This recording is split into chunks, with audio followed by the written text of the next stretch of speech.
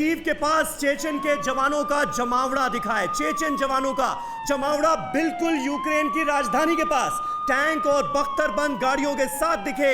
Chechen जवान Kyiv की तरफ बढ़ता दिखा। चेचन जवानों का काफिला, ये चेचन विद्रोही जो हैं, जो चेचन जवान हैं, संजय सोय साहब इन तस्वीरों को ध्यान से देखिए। कीव के बिल्कुल पास ये चेचन विद्रोहियों की मौजूदगी जो है, ये अपने आप में क्या कह रही है, क्या बता रही है, क्या कर सकते हैं? नहीं, बिल्कुल ये दिखा रहा है कि हर तरफ जो है रशिया अटैक कर रहा है, अलग अलग डायरेक्शन से हर तरह के रिसोर्सेज इस्तेमाल कर रहा है। किसी प्रकार के रिसोर्स उन्होंने छोड़े नहीं है, चाहे वो चेचन हो चाहे बेलारूस है।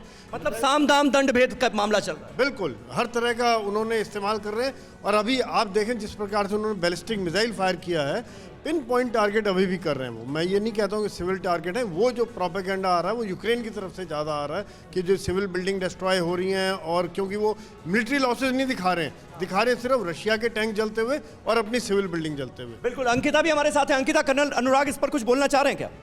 जी, मैं ये बताना चाहूँगा कि इस समय रशिया पूरा का पूरा जोर लगा रहा है, और ये मर्सनरीज भी जो चेचन्या रिवोल्यूशनरी देखिए आपने, ये सारे मर्सनरी भी इसलिए इन्वॉल्व किए हैं कि उनका मेन मकसद इस समय है कि यूक्रेन की पॉलिटिकल पावर, यानी कि जितने भी पॉलिटिशियंस हैं उनको जल्दी से जल्दी एलिमिनेट करना। और इसको एलिमिनेशन की बात हो रही है, लेकिन मिस्टर अग्रवाल ने एक बात कही थी कि नाटो का काट ढूंढने की बात हो रही है। नाटो की काट ढूंढने की जरूरत क्यों पड़ रही है हमें? नहीं, नाटो इस समय सीन में नहीं है। नाटो ने क्लियरली बोल दिया है कि they will not be participating in this war. Sameer ji, NATO काट में नहीं है, अग्रवाल साहब कह रहे थे। अग्रवाल साहब कुछ कह रहे हैं आप? जी बोलिए।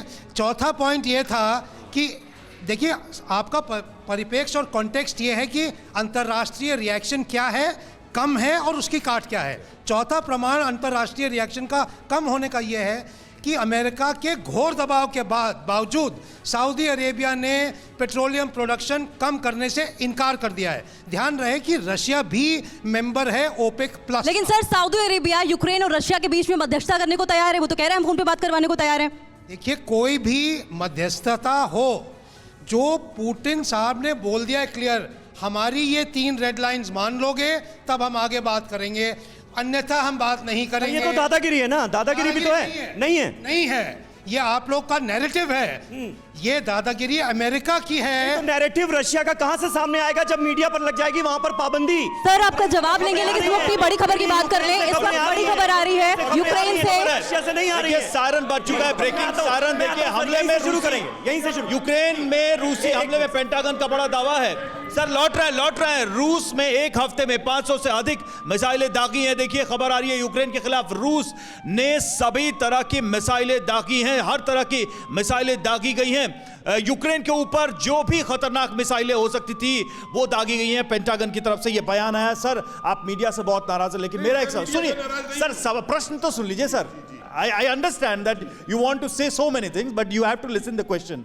मेरा सवाल ये है कि रूस को अधिकार है अपनी सीमाओं की रक्षा का, नाटो को अधिकार है, यूएस को भी अधिकार है अपनी डिप्लोमेसी। यूक्रेन का क्या अधिकार था?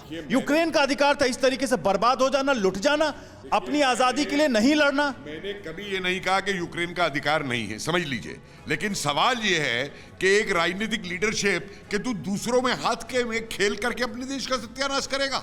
जो आपके सामने आ रहा है निकल करके पूरा का पूरा, उसको देखिए ना आप, वहां उसकी राजनीतिक परिप्रेक्ष्यता कहा सर जेलेंस्की को सुनिए सर, जेलेंस्की को जो चीजें विरासत में मिली हैं उसमें ऐसी बहुत कहते हैं कि आपके हाथ काट के आपको आदेश दिया गया है। न्यूक सारे किसके सिक्योरिटी के भरोसे? रूस था उसमें यूरोप कंट्रीज थी, उसमें यूएस था। उन्होंने कहा कि हम सुरक्षा देंगे, अपने हथियार हमें दे दो, और आज देखिए वही देश खेल रहे हैं उसके साथ। तो जेलेंस्की के पहले जो रशियन सपोर्टर लीडर्स थे या जो यूरोप के, वो नहीं दोषी हैं। मुझे एक बात नहीं सर, सवाल ये भी है कि क्या जेलेंस्की हाथ पर हाथ धरे बैठे रहे, सरेंडर कर दे? जल्दी से कपिल जी, कि पुतिन ने क्यों किया ये? मैंने कल भी कहा था कि रूस को जब मर गया था रूस यूएसएसआर गिरने के बाद में, सीटों खत्म हो गई, सेंटो खत्म हो गई, क्यों इन्होंने नाटो बना के रखी?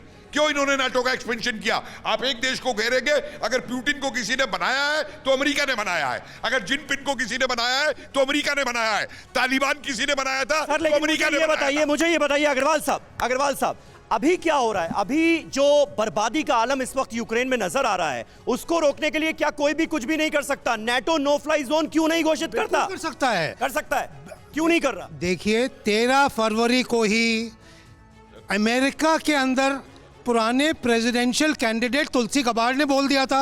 अमेरिका ने सिर्फ 2 बातें बोलनी है, यूक्रेन तुमको हम बचा तो सकते नहीं, तुमको नेटो में भर्ती नहीं करेंगे। परवाह देश की, सोमवार से शुक्रवार रात 10 बजे TV9 भारतवर्ष पर।